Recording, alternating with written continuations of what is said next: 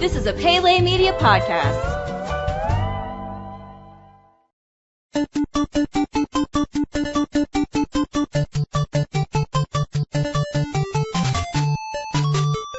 Welcome back to Goonies Minute, everybody. Goonies Minute is the fan podcast where we carefully explore the movie Goonies minute by minute. This is Brady. And this is Chris. And we are going over minute number 78 of the Goonies today.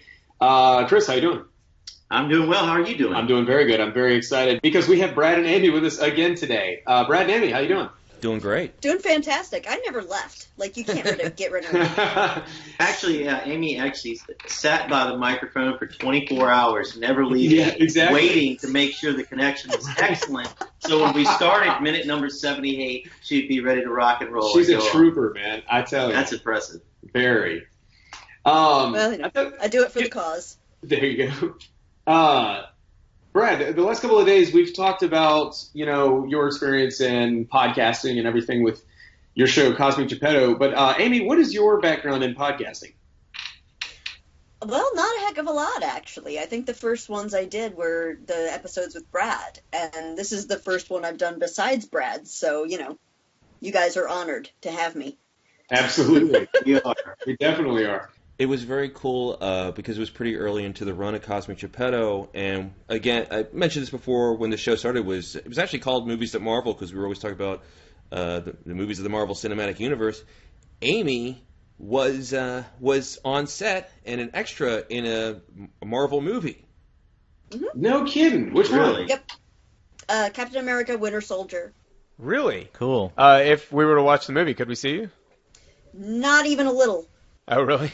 The scene that I am in is actually the one period scene in the movie. It's a flashback, or the scene I was there for, sorry. It's a flashback to pre-transformation Captain America. After someone's funeral, and it's him and his friend just walking up some stairs and talking. And the cool thing about it being a period piece was I actually had to have fitting, and they had to do my hair and all that stuff. And the scene is maybe like 2 seconds, and there were like 10 extra. You can see one of them. Really? Yep. That's how it goes. What an incredible series of movies, man. I mean, they really hit it out of the park with the Captain America films. I think I had a lot to do with that. Yeah, definitely. Amy refuses to confirm this, but I am certain that they brought her in with the idea of eventually casting her as Captain Marvel, but she's still playing it close to the vest. Dude. In contract negotiations as we speak. Exactly. See, somebody high up is a huge Goonies Minute fan, and they're going to hear that. I'd like to be your agent, please. Yeah. Need a good Southern lawyer to come in here and negotiate for you. Who knows, man? They might finally give it to Ronda Rousey. Was that her name? Who really wanted that part? Did she? She's going to need that because she can't want to fight anymore. Oh, really? Oh. I haven't. Really I like Ronda Rousey too, and that's the thing, though. But yeah, she could win a fight against you, I bet. I actually really like her, and I'm disappointed. It's so upsetting to me that what's happened. Her story is so great, and all jokes aside, but it's like I don't want her to fight anymore because she's got so much that she can do acting wise. Even WWE, if she wants to do that, it's like she doesn't need it. Yeah, she's got other venues. So all joking aside with her, it's like I don't want to see these people go get beat up when they don't need to get beat up. Yeah. We need to get her on a podcast. Oh, from what I hear, she's a huge Goonies Minute fan. Yeah, she's actually listening. Well, all Ronda Rousey aside, y'all want to go ahead and get into this minute of the Goonies? Let's do it. Let's get into the minute. Let's do it.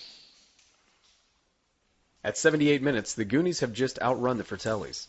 They have made their way into a new cave and are lighting candles to place around the room. Meanwhile, Francis tries to make his way across the slippery log bridge. It's not long before he slips and falls. Jake doesn't have much luck either. Back in the cave, the room is slowly illuminated by the candles. The Goonies all look on in shock at a giant organ made completely from human bones. A full human skeleton sits right in the center. Stephanie comments that it's disgusting. Mouth comments that it's gnarly. Mouth takes the map and begins to decipher some of the riddles written in Spanish. And thus ends minute 78 of the Goonies. So we have one of the best just images of the entire movie, one of the best set pieces, and one of the most iconic things in this entire movie, and that is the skeleton organ. So the skeleton organ is one of the booby traps that they come upon, and it is probably the most advanced yet. I love how all of these booby traps get a little bit more and more complex as they go, and it kind of feels like a video game. And each of these rooms and caves they get into are a new stage. It's a new obstacle, and they get more and more advanced. And this movie just kind of feels like that a little bit. It's also another one of these Rube Goldberg devices that they use throughout the movie. And as a child, I remember that being so satisfying, from the way that Mikey had the device set up to open up the gate to let Chunk in, to just scene after scene. He always had these cool, like, knock over one domino and watch everything else fall into place. And the skeleton organ was sort of a neat take on that. To even come up with that, Yeah. I mean, that is so brilliant. You know, to think that you have to play the right notes, it's terrifying. and then the notes are on the back of that map, Yeah. and then the fact that some of them were burnt a little bit. Yeah. I mean, the whole thought process involved with that is very impressive. I was surprised the notes were written so close to the edge because it did look like they were kind of being disintegrated. Does this thing look like, to anybody else, someone sat down in the Game of Thrones throne and just never got up and eventually died and became a skeleton? That's what comes to mind now, which kind of sucks because it's a beautiful image. I mean, just the design, the way it's lit, the way it's shot, the whole presentation of it is just so foreboding and well done. That I wonder who has that organ now. dude, who knows? I know that Richard Donner has the One-Eyed Willie skull Oh, he on his does. desk or something. But yeah, you know, I hate hearing about props that are just kind of taken and dismantled and thrown out to either be recycled later for other props or just completely discarded. Because stuff like this, I mean, who knows where this thing is? How about the largest prop in the movie, the Lighthouse Inn? Remember that? Yeah. That was actually. Remember they built that just for the movie. We Oh, thought. that's right. Remember Yeah, that restaurant? yeah. You did a whole thing on that. Remember? I did, yeah. The restaurant was not actually there. It wasn't old. It was. They actually built it just for the movie, Yeah. which you wouldn't think because that it was just perfect. And, you know, we're going to be getting into it whenever we finally get to see One-Eyed Willie's ship, but there's actually kind of a rather disappointing story behind that as well. But things... We're all Debbie Downers We're all today. Debbie Downer, man. Well, I think you remind me of that, you know, these things that are so important and so iconic, and then you realize that in the world of the people doing this, it's just something, it's just a prop that gets discarded. I Yeah. think the most famous case of that is Bruce the shark from Jaws. Yep. You would think that, you know, they would have this in the Smithsonian or something. It turns out, like, a junkyard somehow ended up with it and, like, put it on top of the building of Yeah. the junkyard. It has actually been rescued, and they're going to be putting it into a film museum that's being built right now. And it's one of, like, 5, and they have all just disappeared or rotted away or something like that. But Somebody's got them in the closet somewhere. somebody's you know? got those things just ready to make a fortune with them. But you speak of Jaws, the orca, the boat in it, is one of them was. It was at Universal Studios, and the manager of the studio just went and smashed it all up to use the wood for something else. And I mean, that's just absurd. that's just absurd. I did hear a story about someone going through a prop warehouse, and they found like this statue, this like marble statue, and looked at a tag on it, and the production number was for Citizen Kane. So Oh. that's pretty cool.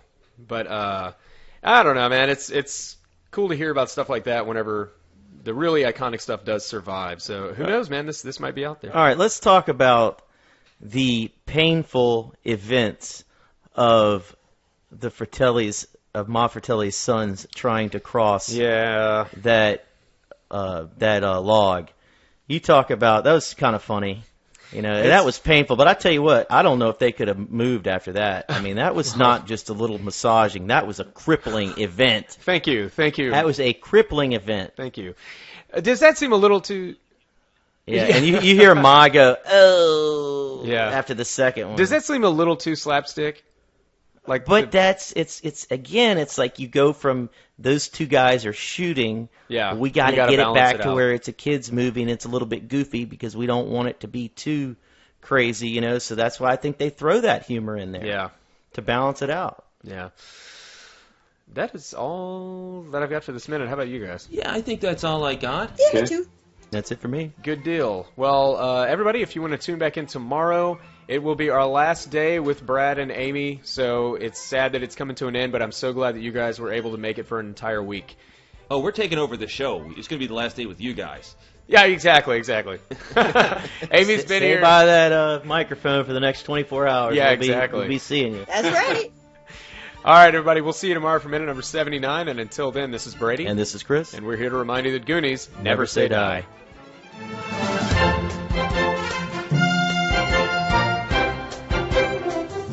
Goonies Minute is a fan-supported podcast.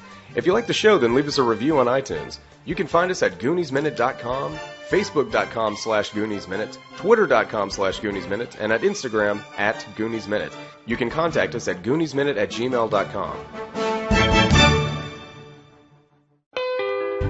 You've been listening to a Pele Media podcast. For premium content and exclusive podcasts, visit us at patreon.com/PeleMedia. Check us out on Facebook at facebook.com/PeleMedia and follow us on Twitter at twitter.com/PeleMedia.